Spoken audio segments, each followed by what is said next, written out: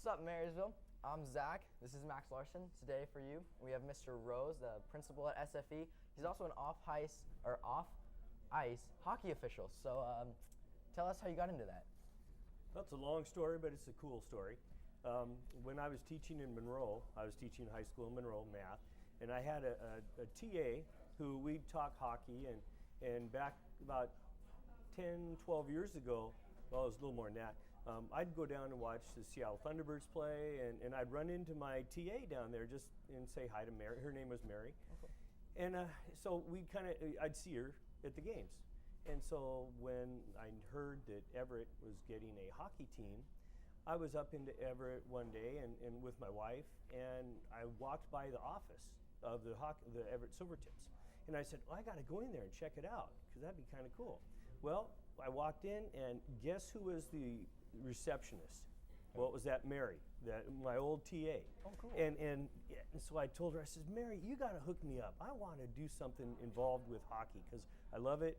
And at that time in Monroe, I was like a scorekeeper. I kept the clock for the girls and boys basketball games, and I was, sometimes I do the books, and it's just, I was kind of involved with all that. So I told her I want to be involved, but I do not want to be an usher. I want to be involved in it. And I knew hockey, but I didn't really have a huge insight into it. So I was going in as the timekeeper, run the clock. Yeah. So I filled out a resume, and they called me up, and boom, we had a meeting. And that's how it started. That's how I got it. How long ago was that? Well, I've been with the Silvertips since day one. Oh, wow. So it's been at least 12 years. Oh, wow. Yeah. Where do these silver tips, where do you have to go places, or do you No, only that's do a good home question. games? People think that since I'm the head scorekeeper of the Silvertips, I'd have to go to Moose Jaw or Lethbridge or Edmonton. But no, all I have to do is go to the home games, and I just keep score at the home. The other teams have their scorekeepers, and they just do the home games. So I'm responsible for both the home and visitors scorekeeping. Oh, wow. You said that you had to fill out an application for it. What are the registration requirements to become a scorekeeper, and especially one of your part local? of it is who you know, because I knew Mary, and she got whatever I wrote on my application and my resume, she handed it right to the GM, the general manager, and so I was like in. Nice. And so I had to have some type of an athletic background. They preferably wanted some people with some hockey knowledge, and I was knowledgeable, but not with all of the fine details. So I had to learn all of that stuff as I went. What was your athletic background? Were you a trainer, or did you play sports growing up? Well, I was an athlete growing up a long time ago. I played for Marysville High School. Basketball and baseball. Then I played baseball at Washington State. Have you ever played hockey yourself? Yes, I have. On ice, I've been on ice, but it was more like pickup games. It was really kind of cool because when I was at Monroe, there was a family who were hockey players, and they would rent a rink in Kingsgate. Oh, wow. But it started at 1 in the morning, crazy hours. And because that's the only time you could get it. And so I would go at 1 in the morning and play for 2 hours, and I'd fall and slide around, but I wasn't great, but it was fun. Oh, yeah. It's just really fun. Wow, that's cool. Yeah, I liked it a lot. How far away are some of the hockey teams? How far do the hockey, Well, who do they play against as far, do they go against different states? Everett Silvertips are in what's called the U.S. division, and there's 4 divisions in the. They're a part of what's called the WHL, which is the Western Hockey League. Yeah. And so the U.S. division includes Everett and Seattle and Portland and Tri-Cities and Spokane. So those are the teams in the U.S. All the other teams are located up north in Canada, and they are in British Columbia, Alberta, Manitoba, if you know anything about Canadian geography. Yeah. So once a year, the Everett Silvertips will make their trip east, and that's a 2,500-mile round trip, all on the bus. Oh. So they're gone for 2 weeks, wow, sometimes 3, and just all living out of a suitcase. But most of the time they go up to British Columbia and Alberta. Oh, wow. Yeah, now I actually went to my first hockey game, was it last weekend? Yeah, my very first hockey game, I was in Wenatchee for, I don't remember what the name of the team was. It was like Wolves, something like that. There were a lot of fights. Do you ever see? Oh yeah, that's part of the game. Okay. It's really calmed down since when we first started. When we first started, the junior hockey was a goon league. I mean, they were fighting all the time and stuff.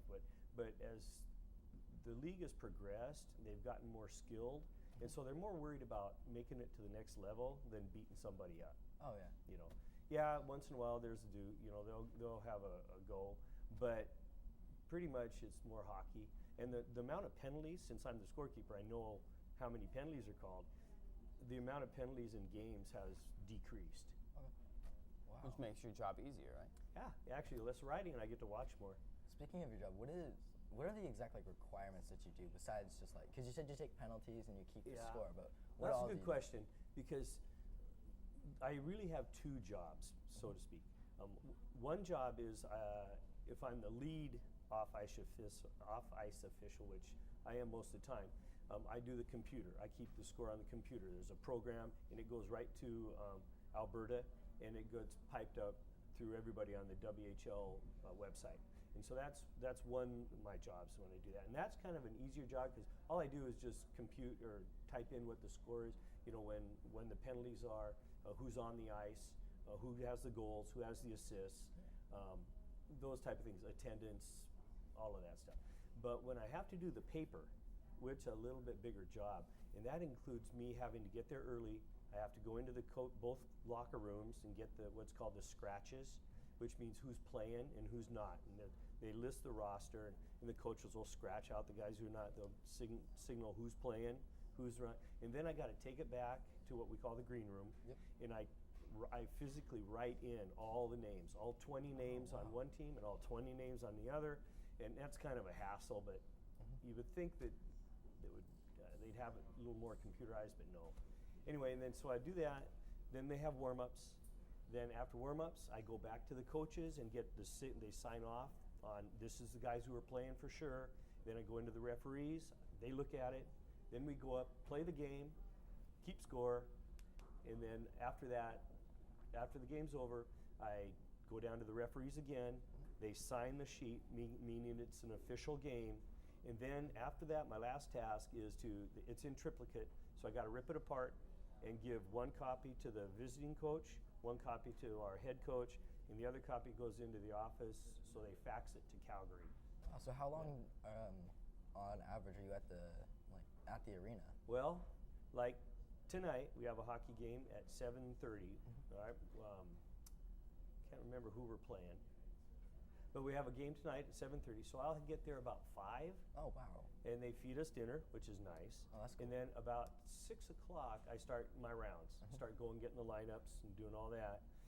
This game will get over about 9:45, 9:50, and then so if I'm really quick and there isn't a lot of crazy things that have happened, I can get out of there by 10:05. Oh wow! So, but when That's a you long have time. weekday games, you know, then I get home kind of late. Oh, It's yeah. tough to rally back, but I do it because it's fun. Okay. I've been to. I was actually at a Silvertips game one time. Yeah. And I found something like, you said penalties are declining, like going down, but I know when they get penalties, they go to that box, and why do they hate the box so much? Because they're like banging on it with their sticks, and they're like rallied up, and when they get out of there, it just seems like they're even more mad. It's like they didn't cool down in there. So what is really the point of like the penalty box? Well, it is just that. It's to cool them down. Is to get them. But one of the fun parts about, you know, there's always the game within the game, and so we as off-ice officials, it takes 11 off-ice officials to run a game. And off-ice officials are part of the guys who open the door when it's time to let the players out of the penalty box. So that's part of our crew. Another part of our crew is keep the clock. Another part of our crew is in behind the goals. They click the light on when it scores a goal, so they're called the goal judges. So, and then there's a couple others upstairs with me. We call them spotters, and so they have their jobs too. But getting back to your question, why the penalty box? Well, it's to calm them down. But like, say they get in a fight, okay? Do you and lock there's them a in lot there? of chirping going on back and forth. And we're all on headsets, and so sometimes they'll leave the headsets on so we can listen to the players, yell at each other or say things at each other. And that's kind of one of the treats we get. Is if we're not in the penalty box and we can't experience it, the guy lets us listen once in a while. Well, we actually have a segment, which is like a commercial, about being in a box when you're unrightfully put there. Okay. So we'll be right back after this break. Please don't be here. Please don't be here.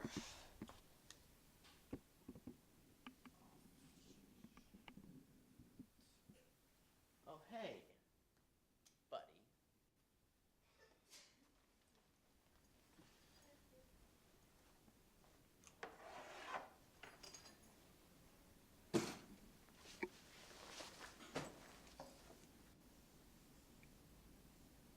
Mr.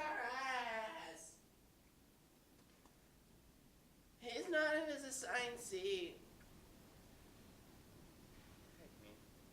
Mr. Larson, we have assigned seats for a reason. Just because of the absences doesn't mean you get to go sit wherever you want. Assigned seat. Mr. Larson, I do not take your back talk. Box, 5 minutes. But I didn't even say any. This is your fault. Take your freaking headset.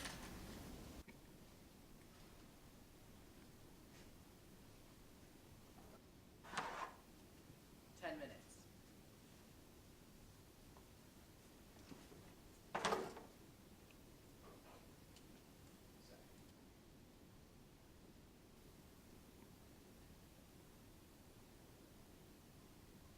Hey, guess what I got? Guess what I got? Don't talk to Guess me. what I got? No, don't, please. Please don't. Oh, yes. No, please Yes, don't. yes. It's happening.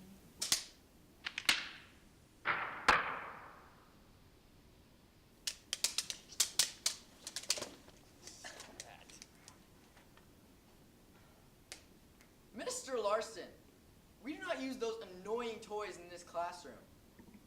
Get in the box. Again.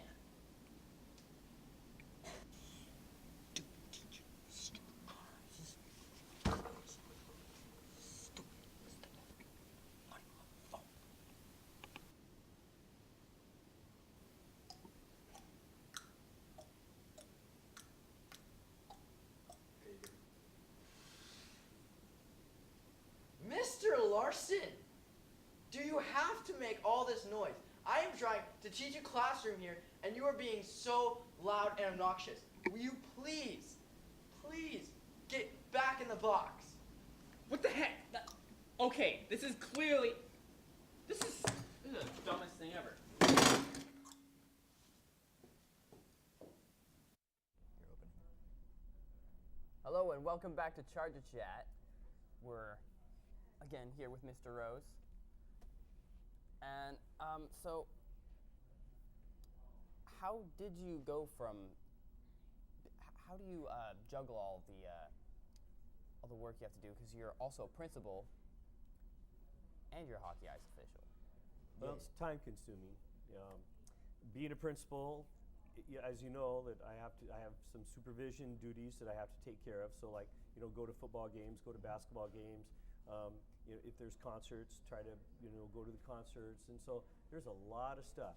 And so what I do is I try to organize as best I can. I'll chart the season out of all the hockey games, okay?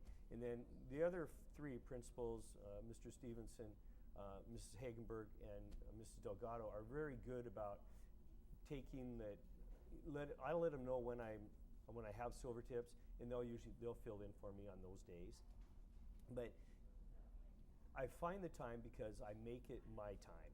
It's something I enjoy doing, and if I was all business, all work, all the time, boy, I'd go nuts. And so it's kind of like my release. I have two real releases that I have. Is doing the silver tips is like just fun. It's stressful, but it's fun. And then riding my motorcycle is my other release. Oh, that wow. just is my time thing.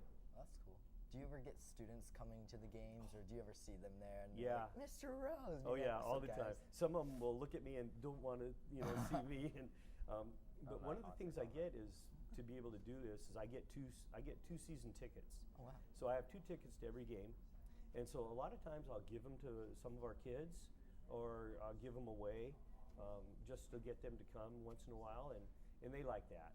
Yeah. And so but there's plenty of kids that I see at the games. Do you have to go to every game, or is it? Now I don't have to go are to you every switched game, out? but I do there's roughly about 50 games, which includes preseason and some postseason, and then the 36 games that is the regular season. Roughly about 50 games, and I go to probably 48 of them. So I only miss a very few. Oh wow.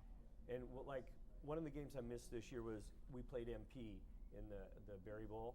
So of course I go to the MP Oh, MG yeah. game, and then if there's big things that conflict, that I'll normally pick the high school over that. But Oh, yeah. That's cool. Depending on what it is, yeah. What do you think like the best qualities of an official was if if I was trying to get a job as a off ice official? integrity. Integrity? You cannot bow to feelings, or you have to do what's right, and you have to be above reproach, and professional. You can't screw around on this Yeah. job. We find ways to have fun, but when it's done, it's an official position there's a lot that depends on it, and so you can't ever not think about that. Oh yeah. What's your opinion on?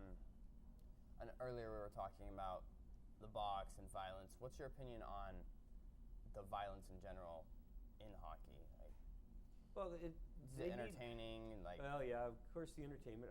I don't go for the fights. I mean, it's not that. Once in a while, somebody will do something to somebody that is just not right, and they explode and get it out of their system. It's amazing though about the fights is a lot of times when the players, all these players pretty much know each other, pretty much, and they'll set it up, and they consider having a fight a workout, where they'll work. They give a lot of energy, and they'll go after it for a little while, and then they break up, and it's over, and it's not like they hate each other, or it's rare. It's just a part of the game, and and what I like about it, it's gone downhill. You don't see fights in the games all the time. Once in a while, yeah, but there are plenty of games that go by where there's no majors for fighting. Oh wow. Is there like special penalties or like markdowns that are designed to try and keep that contained now? Yes, yeah, they've done a really good job. Some of the new ones are checking to the head. A lot of guys go in head high, and that's when the concussion thing happens. So there's a severe penalty for checking to the head. Also, checking from behind is a big penalty. You can get what's called a major, and that means that that you're off the ice for 5 minutes, Oh, wow. and the other team can score as many goals as they want, or can. So, and then there are also suspensions come into play. So that's kind of a deal, and a lot of it also is unsportsmanlike conduct. That's a 10-minute major, or a 10-minute penalty as well. And Is a so- major like everyone, the entire team comes off, No, or just that player? just that player. Yeah. I'm sure not all our viewers know what checking is.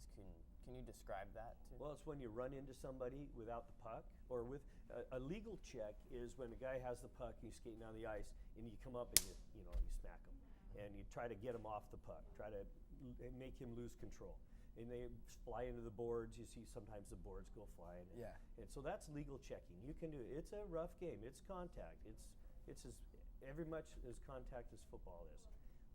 But there's also times when you cannot check a guy, and that's when he's just skating around without the puck. He might be looking one way, and you come up and blast him. Well, that's illegal. That's You like can't do checking that. for no reason, right? Yeah, yeah. Like clearly just doing it just to hurt the guy. There's various penalties. There's called roughing. There's a roughing penalty. There's interference. That could be also classified as interference. There's kneeing. Kneeing is bad because that's when somebody hits somebody's knee and can wipe them out, and Oh wow. they get hurt. We don't want them to get hurt. do they ever try to blame it on each other? Like, it wasn't me, it was that guy, he pushed me. All the time. They do a lot of chirping back to the referee. Oh, wow. So, do you ever go and talk to the players themselves? You good friends with any of the players on the Silver I'm not Tip? friends. I do know some of them. Earlier with the Silvertips, there are a couple that I got to know and follow. A couple of them went to the same church that I went to, so I kind of got to know them that way. But now, as we keep going, I'll just say hi to them, and they don't know me from Adam, but I'll just say hi to as I see them in the hallway or in the locker room.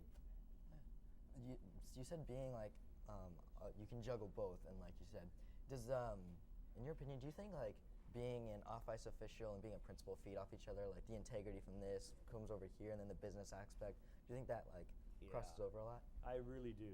That's a great analogy because it is in my position, which is I'm one of either the lead or the head off-ice official. It's like being a principal where you're responsible, and I have these 11 guys under me that are doing their jobs, but they also need to be reminded at times, and so yeah, there's a good correlation, and being a leader is being able to accept responsibility and also to be able to share that responsibility. And so I try to lead by example, not only here at school, but also when I'm with the Silvertips. Do you guys use like, you know how like football uses Gatorade to keep their energy levels up, and does that happen in hockey at all? Do they like use a Gatorade drink or their own special drink? They go through a lot of water, a lot of H2O. You'll notice that the goalies have a water bottle sitting behind them. You know, they're wearing 50 pounds worth of gear. Oh, because, wow. you know, those pucks are hard. And so when they get hit, they need all that gear padding. So they're always spraying themselves with water. And yeah, I've noticed this year that it might be Gatorade has a contract with the WHL because they always have that blue ice drink. Oh, yeah? You know, and there's always, every other one is in the boxes and also where the players sit. Oh, wow. So I've noticed that. Yeah, that's pretty observant. Oh, that's cool. We actually have a couple segments. We have one called Pizza Power. It's about basically guy gets this drink and all of a sudden he becomes different. And same with Miracle Water, and they both basically enhance the players. Okay. So we'll be right back after this. Are you being slowed down by having to sit down and chew your pizza? Well, don't! Get Pizza Power! You'll never get slowed down by mundane tasks like chewing and biting again. We've built the most extremely radical product from all three food groups: pepperoni, cheese, and pizza sauce. Pizza Power! The drink that 47 out of 10 doctors recommend! Pizza Power! Drink it before your teeth and hair fall out, because then you'll be too boring to drink it anyways. Before I started drinking Pizza Power, I was a total nerd, all obsessed with school and stuff. Now, it's just me and Pizza Power. I've seen 3 new colors, I can hear smells, and I even surfed a tidal wave. And I can fit my whole fist in my mouth. Ever since I started drinking Pizza Power, I don't even need Pokeballs. I just catch them with my bare hands. Sometimes it doesn't work. Pizza Power! For cool people who hate to chew. Pizza Power is not responsible for throwing up, puking, barfing, vomiting, or whatever else you call it when matter is ejected from the mouth. Pizza Power is copyrighted by Team Spring Jam. Anyone else who claims rights over Pizza Power is a liar and should be punched in the face. Do not drink Pizza Power if you are not tough enough to handle its awesomeness.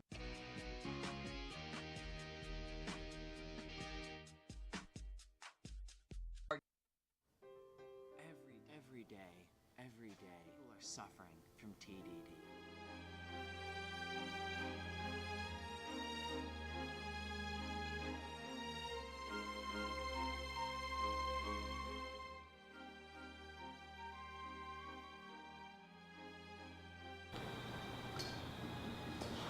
Oh, I wish there was something that I could do, something that could change me, but I just can't stop. Friendless, lost, hopeless, they live a life of pain.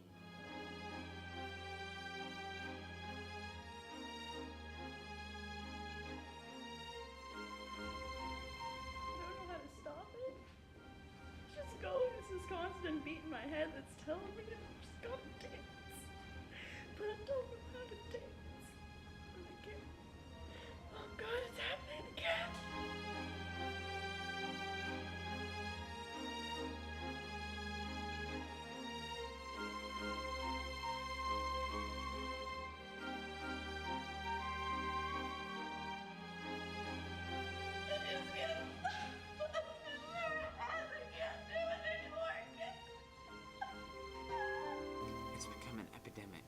seems to have no end. Or seem to have no end. Thanks to Miracle Water, we've cured terrible dancing disorder. Before I started drinking Miracle Water, I was a total loser, living in a dark place. I was a really sad person. But now, I feel so free, like I could do anything. Here's a clip that I've done from earlier. I didn't really want it to be shown, but I really think it can impact a lot of people's lives out there. Watch this.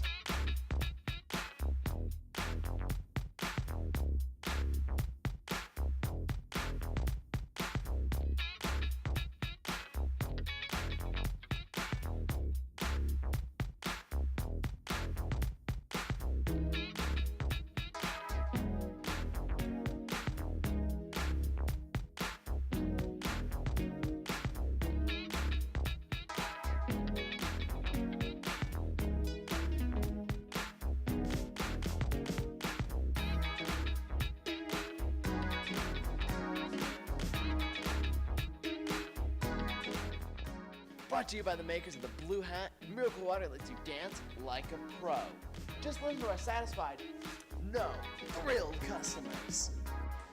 Before Miracle Water, I was living life with an addiction to horrible dancing all the time. Now, I'm not like that anymore. I'm a renewed person.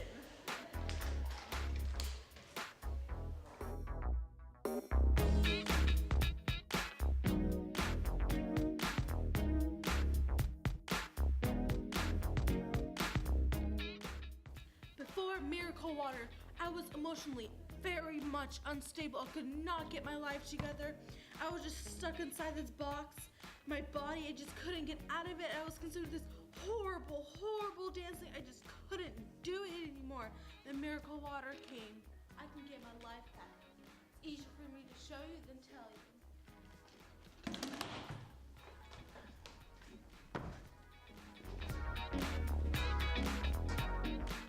New style, new slang, new people. Miracle Water changes lives. Here's some never before seen before and after footage.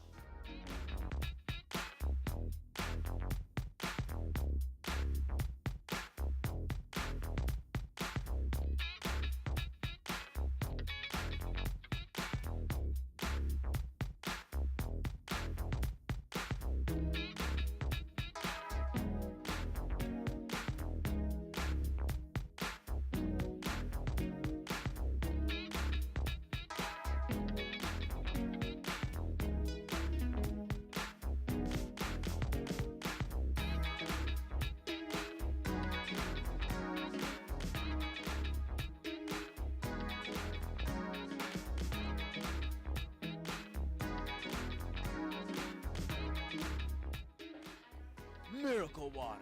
Buy yours today. And we're back. Well, it's been a pleasure having you. We see that you brought a hockey puck. Could you tell us about that? This really quickly is the puck that was used in one of the first win for the Everett Silvertips against Seattle. Wow. It was back in 2003. So and I made a plaque out of it, and it's on my wall in my office. Oh wow, that's so cool. Yeah. Well, that's all the time we have for today. Thank you so much for joining us on Charger Chat. No, Had a you're great a really time. busy guy. Thank you for coming out. Yeah. It was a pleasure. All right. Thank you for having me. Thanks for watching, Marysville, and we're clear.